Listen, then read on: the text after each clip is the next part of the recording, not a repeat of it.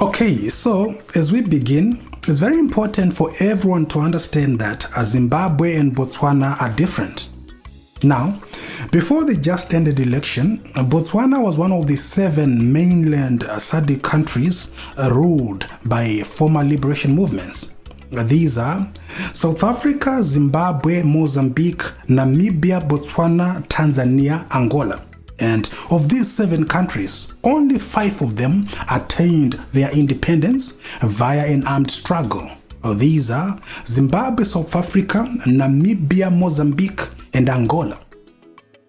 Botswana and Tanzania didn't win their independence via an armed struggle. Their independence was simply granted, so they had it easy. Interestingly, the liberation movements that have so far lost power since independence are the ones that did not come to power via an armed struggle. The first liberation movement to lose power in Southern Africa was Kenneth Kaunda's party in Zambia 1991, followed by Kamuzu Banda's party in Malawi 1994. And just like Botswana, Zambia and Malawi did not go to war to attain independence. Their independence was granted by Britain. That means the Botswana Democratic Party becomes the 3rd liberation movement in Southern Africa to lose power. And as I said before, the liberation movements that have so far lost power since independence are those that did not attain independence via an armed struggle. But the ones that took up arms to attain independence just don't lose power at all. These are ZANU-PF of Zimbabwe, FRELIMO of Mozambique, SWAPO of Namibia, the MPLA of Angola, and the ANC of South Africa. Of course, ZANU-PF almost lost power in 2008 and ended up in a GNU, but it somehow retained power in 2013. And of course, the ANC almost lost power this year and is just now in a GNU, albeit under different circumstances, but the point is, it hasn't lost power. It's just sharing it. And of course, it's got a lion's share of that power. So, there you have it. Zimbabwe and Botswana are different. Botswana belongs to a league of SADC countries that attained their independence without lifting a gun. Political parties in this league are prone to losing power. Zimbabwe, on the other hand, belongs to a league of SADC countries that attained their independence via an armed struggle. Political parties in this league don't lose power. It will be interesting to see how the Namibia election goes. Remember, Namibia will hold its elections end of November.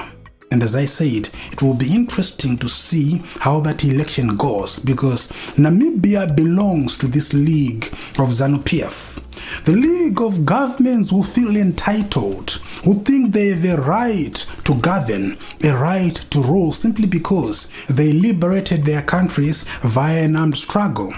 A league of governments run by political parties, fronted by old and tired but annoyingly power-hungry politicians who suffer from the deadly pandemic of entitlement. And this league actually meets regularly to share and compare notes on how to entrench their rule.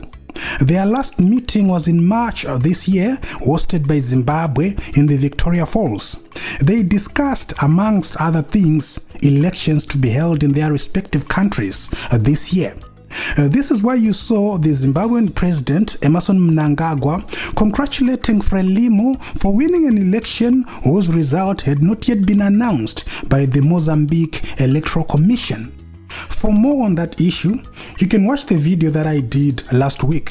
I covered that issue comprehensively, and my conclusion was that of all the former liberation movements that came to power via the gun, the ANC is the one that is most likely to lose power first because it fully embraced democracy.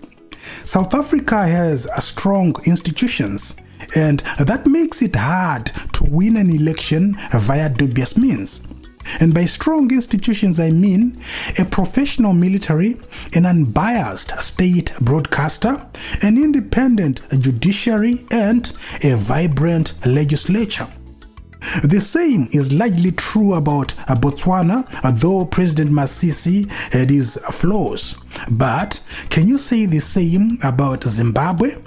Yes, the Botswana opposition had issues with the voters' roll, and they even took the Electoral Commission of Botswana to court about it. But by and large, did you see how efficient the Botswana Electoral Commission was on polling day? Did you see how smoothly the electoral process was run and how easy it was for Masisi to concede a defeat?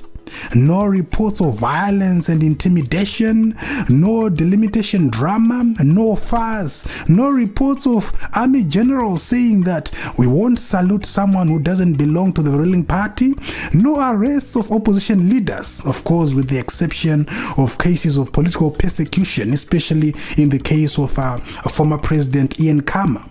But by and large, the system works.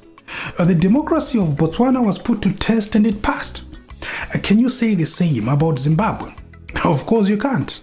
A country is run by ruling parties that waged an armed struggle to win independence. Don't change governments. Countries run by ruling parties that did not have to lift a gun to win independence. Change governments easily. But of course, changing governments doesn't guarantee economic prosperity. I mean, look at Malawi. It has changed governments many times since the fall of Kamuzu Banda, but it remains one of the poorest nations on earth by all economic indicators. On the upside, the fall of the Botswana Democratic Party means that ZANU-PF is slowly losing ground geopolitically. Little by little, the political tectonic plates are shifting in the SADC region. ZANU-PF will be hoping that Namibia's ruling party will win the forthcoming elections. Otherwise, a victory for the opposition might have far-reaching implications and consequences to the detriment of ZANU-PF.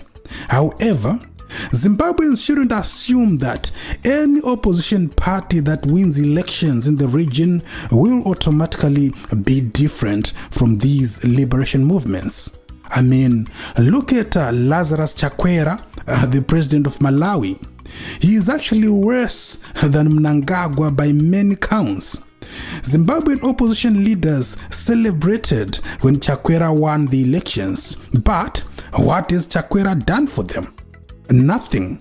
So, don't quickly assume that Duma Boko will fight for the cause of Zimbabweans. After all, he is not the president of Zimbabwe. He is the president of Botswana. As Zimbabweans, we must learn to fix our own problems.